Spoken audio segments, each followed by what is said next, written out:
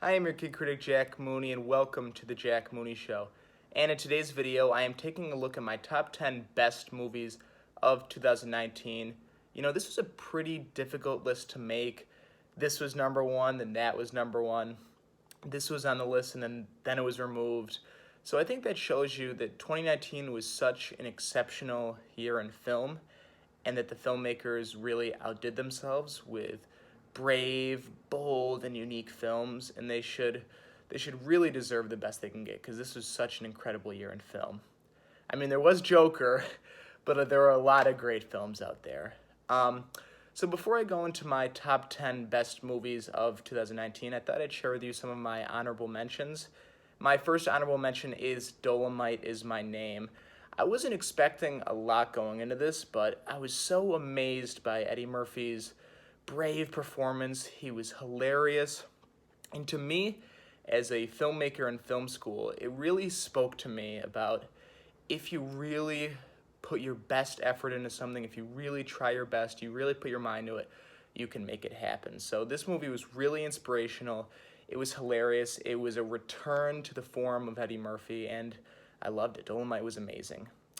The next honorable mention on my list is The Irishman. I think it's definitely like Scorsese's masterpiece. It brought back De Niro. I mean, Scorsese's first time working with Pacino, and then there's Pesci and Keitel. It's such an all-star cast, and it's a poetic film. You know, I love like the first 2/3 of the movie, but like the last hour of the film is just so beautiful. You know, showing these gangsters, okay, and that now that they're reflecting on the horrible things they did and they feel bad about it. And the last shot of De Niro speaking with the priest and the door like kind of like cracked is just so beautiful. And if you really think about it, it's him reflecting on the mistakes he made and that he should have had a closer relationship with his family. The Irishman is beautiful. I can't recommend it enough. It's a masterpiece by Scorsese. Okay, the next honorable mention on my list is The Farewell. What's cool about this is I actually got to see Lulu Wang speak about The Farewell, and this kind of snuck up on people. A24 continuing to do amazing work. I think this was also an amazing performance by Awkwafina. You know, we're used to her doing more comedic roles, but this was so dramatic and heartfelt, and everybody loved Zhao Shuzhen. And yeah, I think Lulu Wang deserved to get an Oscar nomination for this, and she especially deserved to get a screenplay nomination. This is such a screenplay movie. It relies on the beats presented throughout the screenplay, so it's just so incredible. And you respect and get to understand more about the culture presented within the film, and it's just so fascinating. I also love the wedding scene in this film. I know it's a little more comedic, and then there's also some pretty sad moments too. But it reminded me a lot of The Godfather and Deer Hunter, those really long and stretched out sequences. So yeah, The Farewell is an honorable mention.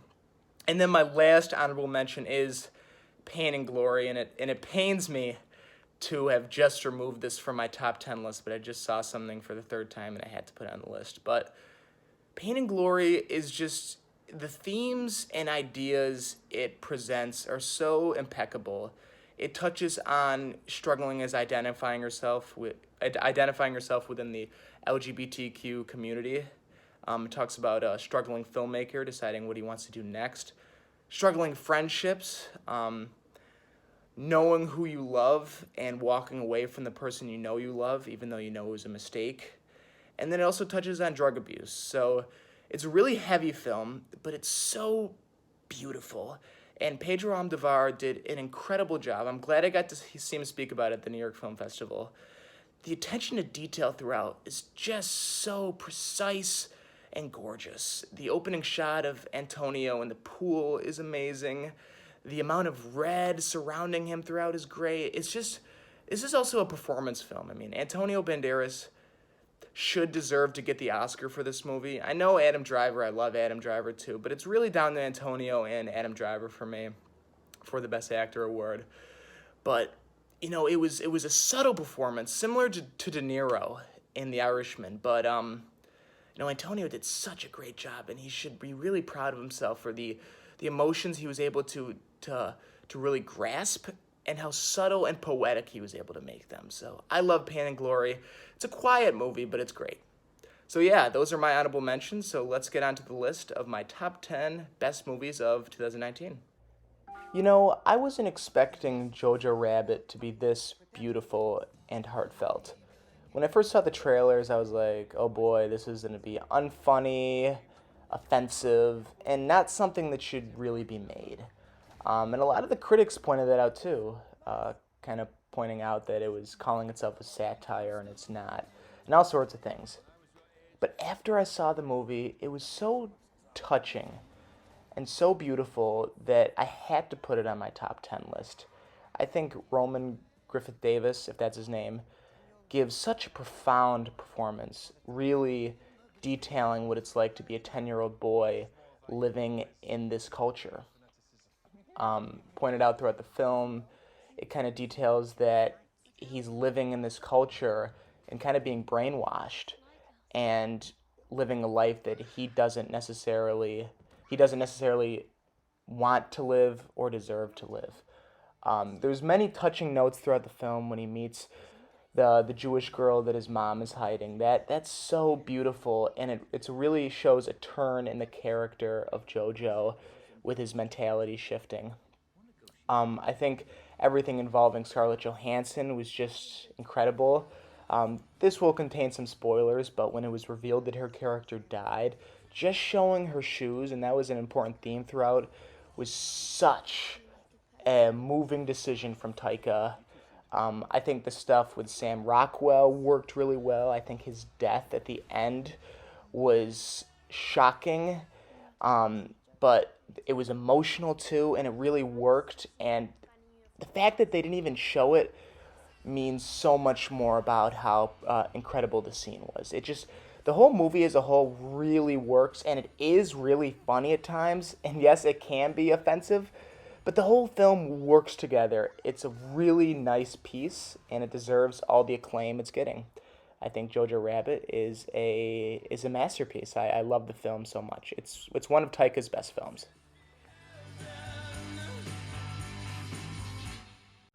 Rocketman came out of nowhere with me. I really didn't like Bohemian Rhapsody. I found it to be a dishonest telling of the story of Queen. I didn't like Rami Malek's performance. I didn't like that he lip synced all the songs. I hated the editing in the film. I just didn't really like the film. I found it to be I just didn't like that it didn't take risks. It felt like they were trying to PG-13 it and kind of wash down a lot of the things that took place within Freddie Mercury's life. And I just didn't respect that. But I do respect Rocketman, especially for telling an R-rated story. The true story, the honest story. I think Rocketman is beautiful, emotional, touching, brave, poetic, and like I said before, honest. I love that it goes into Elton John's drug addiction. I feel like honesty is important, and the fact that it really goes into that is so moving, and it just adds to how powerful the film is. I also love that it goes into Elton John coming out and the struggles that were within him and his sex life and all of his emotions. I think it's beautiful to be honest, and this is such a great film for the LGBT community, and I just respect it so much. And I think Elton's very proud of it. I saw him at the Golden Globes, and he looked like he was having a blast. Another reason why I love the film is that it's telling Elton's fantasy, and that the fact that the film is a musical just makes the movie so much better, so much more fun. I love musicals, and it just adds this excitement to the film and this energy. The whole film is just a 10 out of 10. I remember watching it the first time and being so struck by how emotional Elton's story was. And I was like, this deserved to be told on the screen. And it has affected me to this day. I always think about when I first saw this. I saw it a couple times after, and I really respect the film. I gotta watch it again because I love Rocketman. It deserved more acclaim at the Oscars. Holy shit, what the fuck was Climax? I mean, this movie was beautiful, fucked up, twisted, and just a whole bunch of craziness. I decided to watch it because A24 was behind it, and A24 never messes up, and they certainly did not with this one. This movie is such an incredible and mind blowing experience. Right from the opening sequence with the incredible dance moves by the cast, the opening dance number is so profound, and the amount of talent in that, I respect that so much. The amount of effort that went into that, it's crazy how good they were. But I respect this movie so much, not only because of the opening sequence, which was craziness, but because of how it makes the audience feel like how the characters on screen are feeling. It's this whole psychedelic, acid trip kind of feeling, and the audience is on that journey as well. We feel like we're in this crazy world and that we don't know what's going on, and that we're feeling what the characters are feeling. The whole movie is just kind of like, what the hell is happening? Which adds to the genius of, I think, Gaspar Noé's vision. I love the cinematography throughout, doing some really crazy and different shots, really doing long and stretched out takes, which I love those so much. It just, the whole film really works. It's just craziness. There doesn't really have to be a plot. It's just, they drink this punch that they don't know what drugs in it, and then just this craziness happens, and it's just this huge, I guess one of the critics said it's a dance party, and that it's true. This is a party. This is an experience. It's fucked up, but it's Climax, and it's awesome.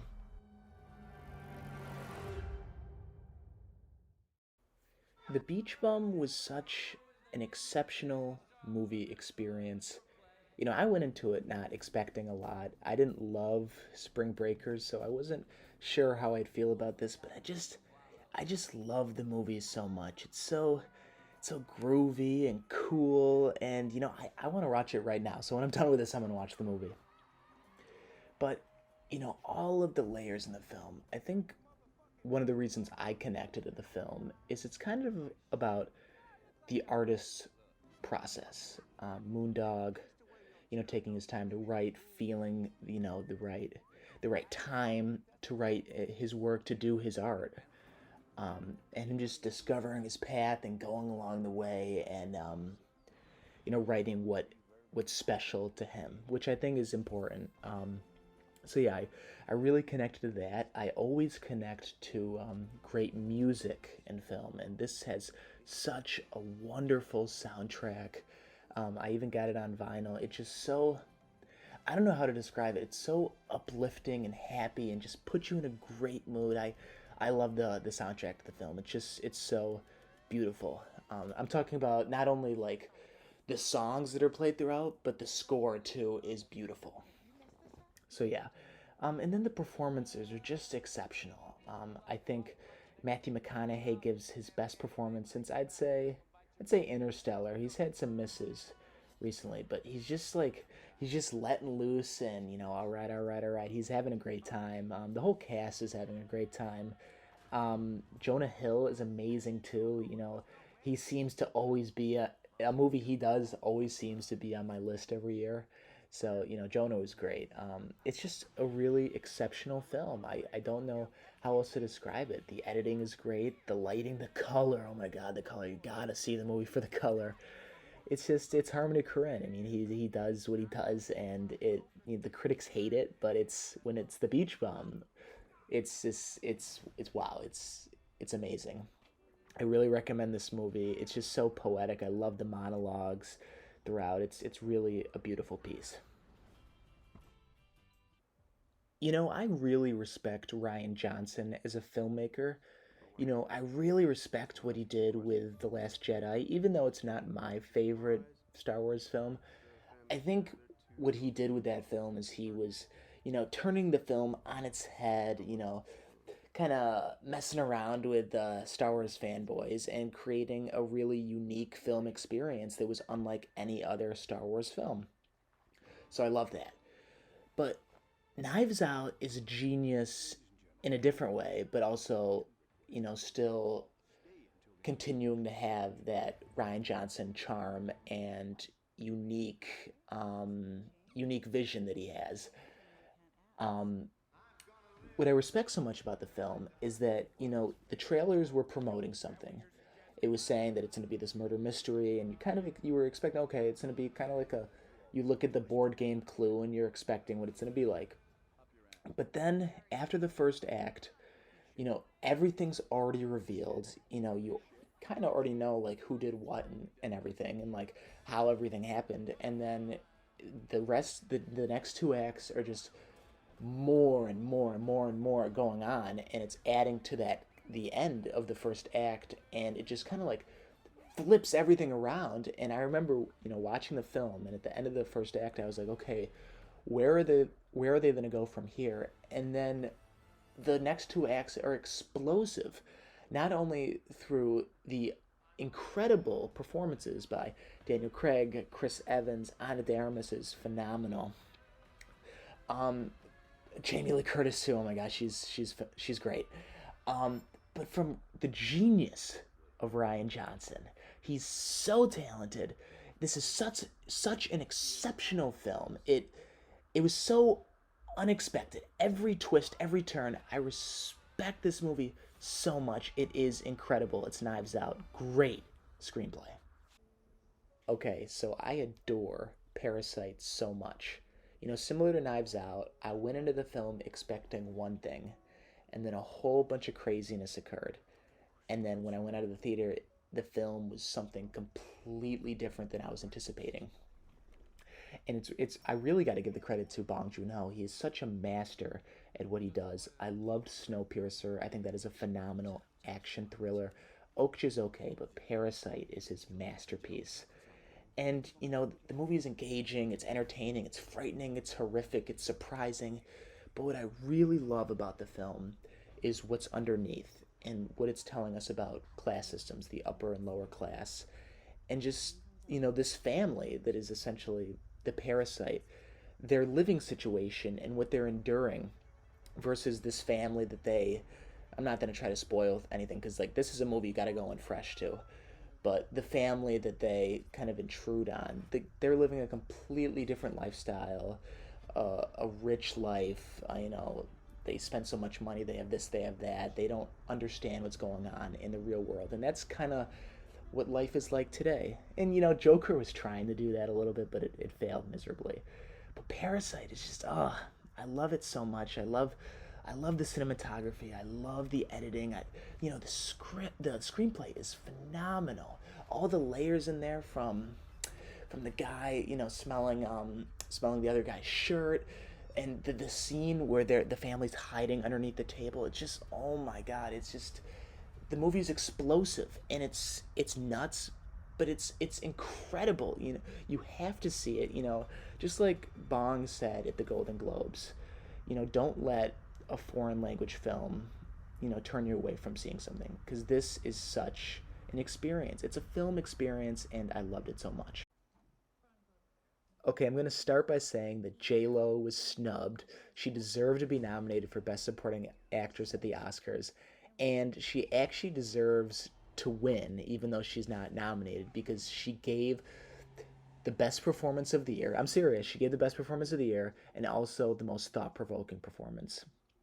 You know, as soon as I saw the first trailer to Hustlers, I was like, this is going to be a slam dunk. I trust Adam McKay and Will Ferrell. It's going to be excellent. And a lot of people were like, oh, I don't know, Cardi B. I was like, no, no, no. This movie's going to be great. And I don't know if you've ever had this experience. You're sitting in a theater, and as soon as it starts, your eyes are just drawn to the screen, and you're like, holy shit, what is this? It's like film magic.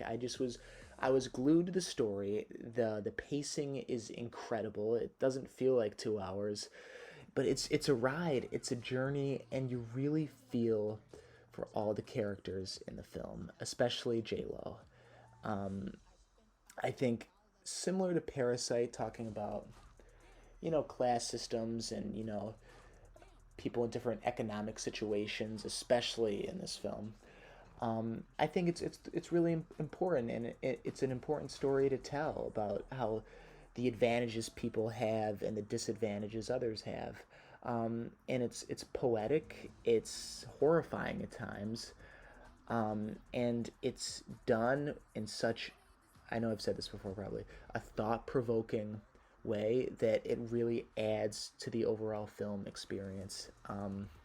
You know, other than the messages, I thought the cinematography was wonderful. The soundtrack is I listened to it so many times, and it's so good. It's Hustlers. It's fun. It's horrifying, and it's one of the greatest movies of the year. It's such a standout. It's man, it really haunts you. There's only a few movies this year that I can say that I saw 3 times in the theaters. It's this, and then there's another film that I'm going to mention later on in the list. But man, Once Upon a Time in Hollywood is such a beautiful, exciting, gorgeous. I don't even. I. It's so good. It's amazing. It's at one point this was number one on my list because when I think about this film, I just think about summer because I saw it over the summer. It was hot outside, that humid feeling in the air, and it just brings me back to watching the film. And I love it when like I see a trailer, if I see an ad, all throughout the award season when I'm seeing stuff for the film. I just think about it brings me back to watching this in the theater and seeing it projected on 35 millimeters. It just was it was awesome, and like a lot of the films on this list, it was an experience. But I adore the film. I adore Quentin Tarantino. He's one of my favorite filmmakers. This is one of his best films. I still think Inglourious Bastards and The Hateful Eight are my two favorites, but this might be number three. Yeah, but I just from the performances, like Brad Pitt smoking the acid cigarette at the end. I mean, the ending of this film is crazy, ridiculous, and so much fun, and you feel guilty for laughing. But the ending's crazy. But the whole slow burn build up is incredible, and Brad Pitt on the acid cigarette is hilarious. He just gives a great performance, and Leo with the stutter and him having the tantrum in the trailer was amazing. I mean, these are two incredible performances, and Margot Robbie is incredible as well. I hate it when people are like, "Oh, it's disrespectful to Sharon Tate. This should have been her movie." It's just like, no, this is Once Upon a Time in Hollywood. It's about Leo and Brad. It's Sharon Tate. It's kind of showing like this is going on at the same time, but we're focusing the story on these two. So you know. You're wrong if you say that stuff about Sharon Tate, but Margot Robbie takes what she's given and she excels at it. The movie's exciting. The soundtrack is amazing. I have it on vinyl, and it's Quentin Tarantino. I mean, you never know what you're gonna get, and then after watching this, you're just like, I gotta go watch it again because it's that incredible. I loved it. I've been saying for a while that I think Adam Sandler is a phenomenal actor. I loved him in Punch Drunk Love. Obviously I'd love Punch Drunk Love because PTA is my favorite director. But that was just such a powerhouse performance. Another film that I love from Sandler, it was actually my favorite performance of his until I saw Uncut Gems, was Funny People. I thought it was honest, hilarious, dramatic, and a really touching performance. But Uncut Gems, man, it's crazy, it's hectic, it's loud, and all of that together just adds to the genius, not only of the film, but of Sandler's amazing performance. He really should have been nominated for Best Actor at the Oscars, because this is just such a layered performance. It's deep, and I know Sandler's done dramatic performances before, and he's excelled at them, but this one is just so special and unlike anything you've seen before. This is such a special film. And it took me 3 times to really love it. The first time I saw it, the theater was a little loud and talkative. The second time, I wasn't really in the mood to see a movie. Sometimes that happens. But the third time, I really focused in. I fell in love with the score. I think it's the best score of the year, that and The King. And I was like, what is this? It feels a little Pink Floyd. And then I love the cinematography. I love how fast it is, and now it's always moving around, and this kind of like going in and out of focus. It's beautiful, and it's the Safdies. Oh my God, they're some of the best directors working today. Love the color throughout the scene with the weekend. The color in that scene is just so beautiful. The blue lights really add to the emotion of the scene. And the screenplay is great too. By the end of the film, you're kind of rooting for Sandler. I'm not going to spoil anything, but it's just so powerful and layered, and the whole film adds this climax. It's a really incredible film. Really beautiful. Adam Sandler just brings something out of him that you've never really seen before, and I loved it so much. Lots of great scenes.